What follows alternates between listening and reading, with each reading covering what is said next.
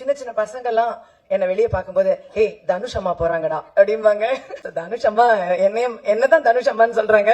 அந்த அளவு எனக்கு ரொம்ப ரொம்ப சந்தோஷமா இருக்கு. எல்லாருக்கும் அது ஒரு ஸ்டாண்டர்ட் தனுஷ் அம்மா. அப்புறம் இப்ப வேற எங்கேயா செட்ஸ்ல போகும்போது ஏதோ தனுஷ பத்தி என்கிட்ட கேட்கறது எப்படி இருக்கும்னா, நிஜமாவே இப்ப என் மகனா இருந்தா அவர் என்ன சாப்பிடுவாரு, அவர் எப்படி தூங்குவாரு, இப்படிலாம் கேட்பாங்கல்ல. இந்த மாதிரிதான் என்கிட்ட கேட்பாங்க.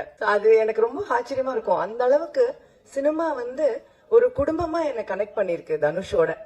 ரொம்பவே ரொம்ப கனெக்ட் பண்ணிருக்கு. நிஜமாவே என்னுடைய ஒரு மகன் அப்படின்னு. இந்த செட்ல இப்ப பவிஷ் தான் எனக்கு மகன். சோ செட்ல பவிஷோட நடிக்கும் போது தனுஷ் கிட்ட அந்த ஒரு பொறாமையை நான் பார்த்தேன். ரொம்ப தமாஷா இருந்தது. மடியில பவிஷ படுக்க சொன்னதே தனுஷ் தான். படுறா அப்படின்னா படுத்தோன்னே டேய் நான் படுக்க வேண்டிய இடம், சரி சரி படு அப்படின்னாப்புல. சோ அந்த மாதிரி அதெல்லாம் எனக்கு ரொம்ப சந்தோஷமா இருந்தது. எல்லா மொமெண்ட்லயும் அவருக்கு என் அம்மாவை நான் உனக்கு கொடுத்துருக்கேன், சரி போனா போறது கொஞ்ச நாள் அந்த சந்தோஷத்தை நீ அனுபவிச்சுக்கோ, அந்த மாதிரி இருந்தது.